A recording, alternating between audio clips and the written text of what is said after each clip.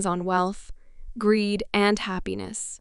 Morgan Housel explores the subtle, emotional, and often irrational nature of how humans deal with money.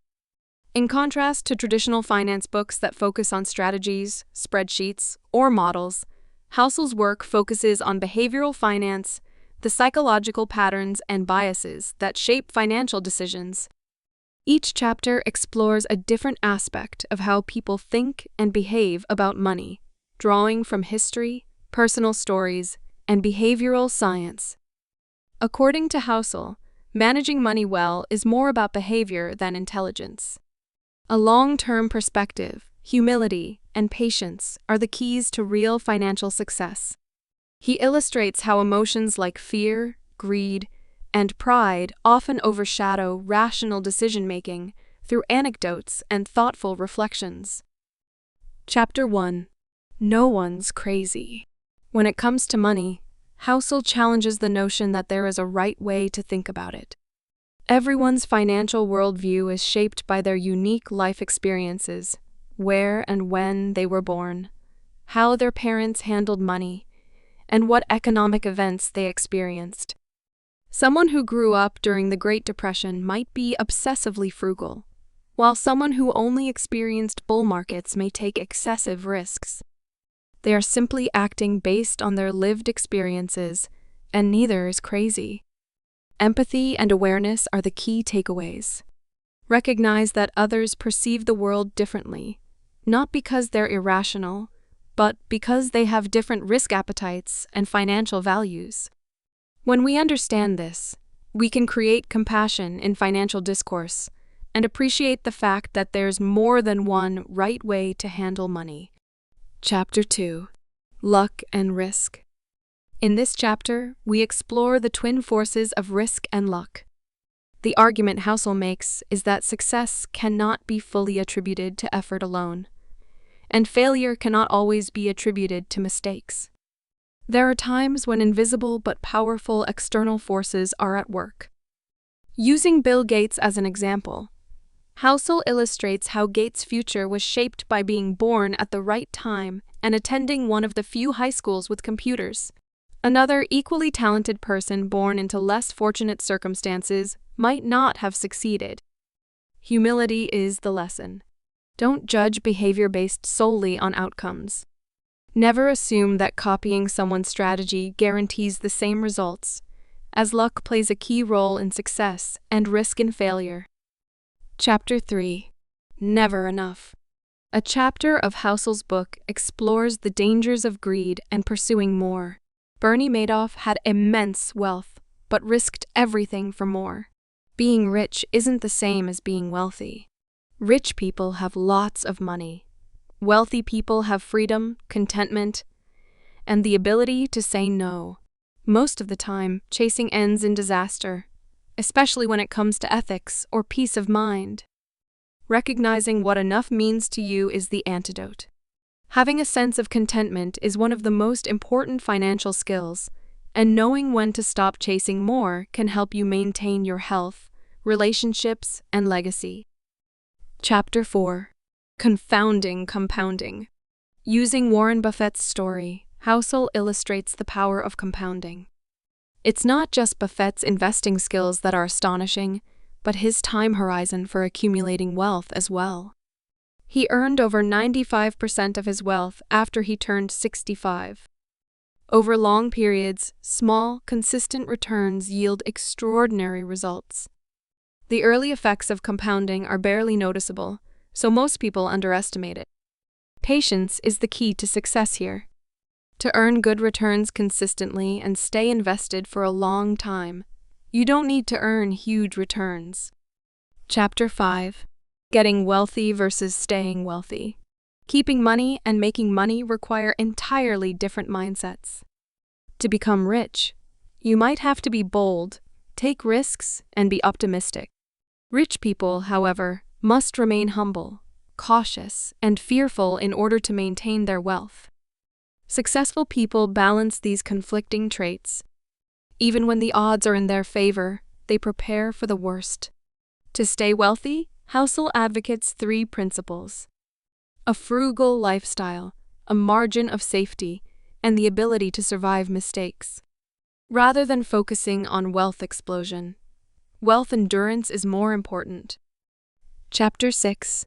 Tails, you win. The purpose of this chapter is to introduce the idea that extreme outliers tail events drive the majority of outcomes in many areas of life, especially investing. Nearly all long-term market returns are generated by the top 1% of public companies. Similarly, most people's lifetime wealth is determined by a few lucky career decisions or investments. It is okay to fail often, as long as you succeed spectacularly a few times, as long as you embrace the randomness. When tail events occur, focus on surviving and positioning yourself to benefit. Chapter 7. Freedom. The ability to control your time is one of the most important uses of money. Housel argues that real wealth is being able to decide how to spend your day when you wake up. Independence from time constraints brings joy, peace, and satisfaction. High salaries are often chased by people who believe they will make them happier, but what they really desire is autonomy. Money's greatest value lies in its ability to give you control over your life. Chapter 8. Man in the Car Paradox. According to Housel, people admire someone's possessions, but rarely admire them as a person. The first thing you think when you see a luxury car is, I wish I had that. Not, I admire the person who owns that. As a result of this insight, the illusion that wealth earns respect is dispelled. Often, spending on status symbols makes others envious of the object, not the owner. Respect comes from humility and kindness, not from wealth displays. Chapter 9. Wealth is what you don't see. The topic of this chapter is invisible wealth. It is common for people to confuse looking rich with being rich. The more money you spend on visible luxuries, the less wealth you have. It is the money you don't spend that makes you wealthy. The money is in savings, investments, and assets. The key to financial independence is not income, but how much you keep. Moderation and savings are called for here. It's quiet discipline that builds lasting security, not appearances. Chapter 10. Save money. The purpose of this chapter is to emphasize that saving money isn't just about discipline. It's also about independence, optionality, and peace of mind.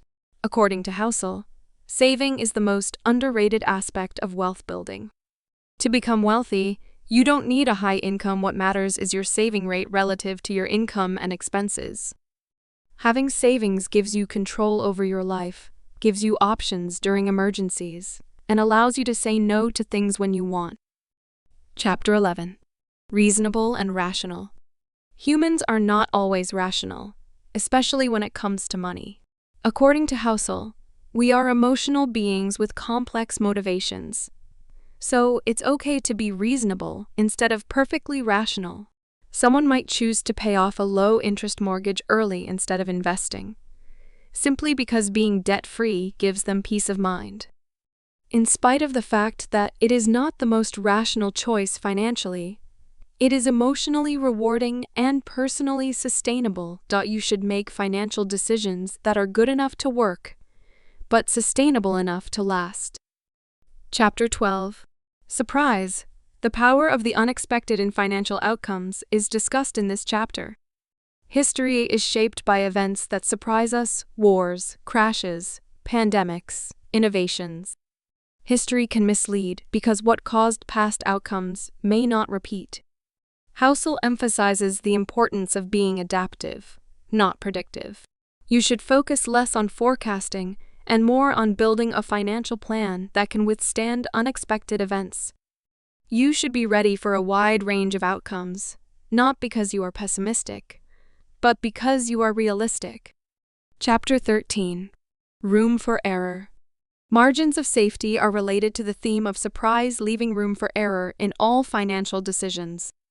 Housel writes, the most important part of every plan is planning on your plan not going according to plan. It involves underestimating returns, overestimating costs, and avoiding leverage that can bankrupt you. Being financially anti-fragile is not about being fearful. In many cases, success comes from surviving long enough to let your strategies work. Chapter 14. You'll change. The fact that you will change is one of the most overlooked aspects of long-term planning. Over time, your goals, desires, priorities, and risk tolerance change. Housel calls this the illusion of permanence.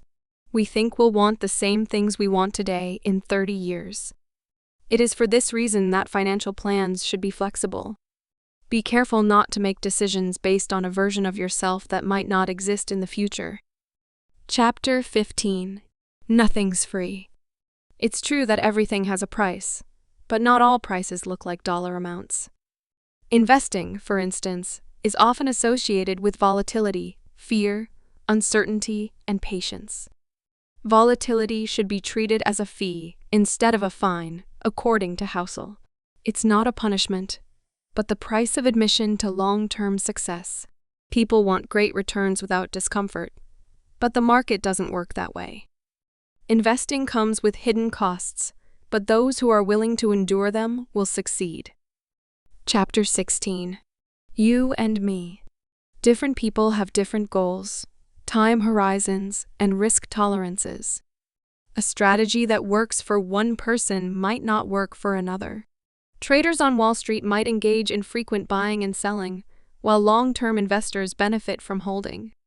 It is possible to follow advice or behaviors that are not appropriate to your goals if you confuse these approaches. The purpose of this chapter is to remind you to tailor your financial decisions to your individual circumstances. Chapter 17. The seduction of pessimism. It sounds smart to be pessimistic.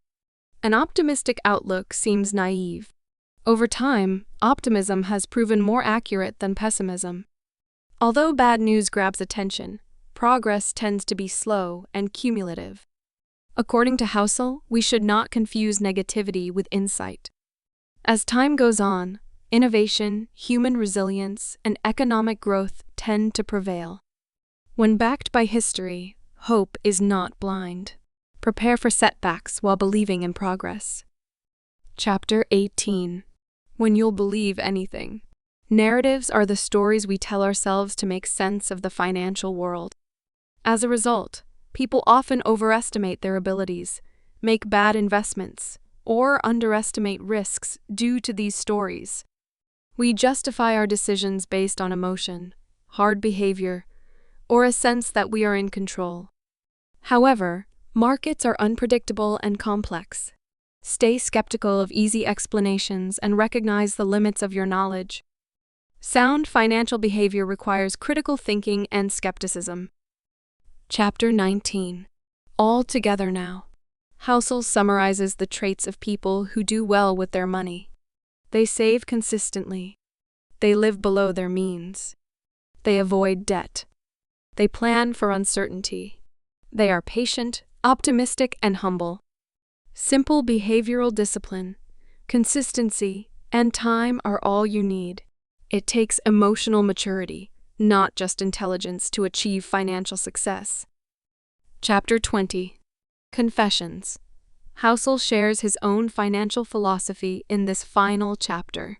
Rather than maximizing returns, he emphasizes independence and flexibility. His decisions are not always based on money, but rather on his values. As an example, he keeps a large emergency fund more than most experts recommend because it helps him sleep at night. You don't have to follow every best practice. Building a financially sustainable life requires practicality, personality, and emotional stability. Every stage of life can benefit from Housel's ideas. Young adults should start saving early. Don't focus on getting rich fast, but on forming good habits. Avoid lifestyle inflation for mid-career professionals. Describe what enough means to you. Teach patience, hard work, and long-term thinking to your children. Shift from wealth accumulation to sustainability and freedom for retirees. It is not a how-to book. It is a book about how to think about money. The power of it lies in the way it reshapes our understanding of wealth, risk, success, and happiness. Housel asks us to chase clarity, simplicity, and peace rather than returns. The ultimate lesson is that wealth is a tool, not a goal. Wealth is being content with what you have, having control over your time, and making financial decisions that serve your values.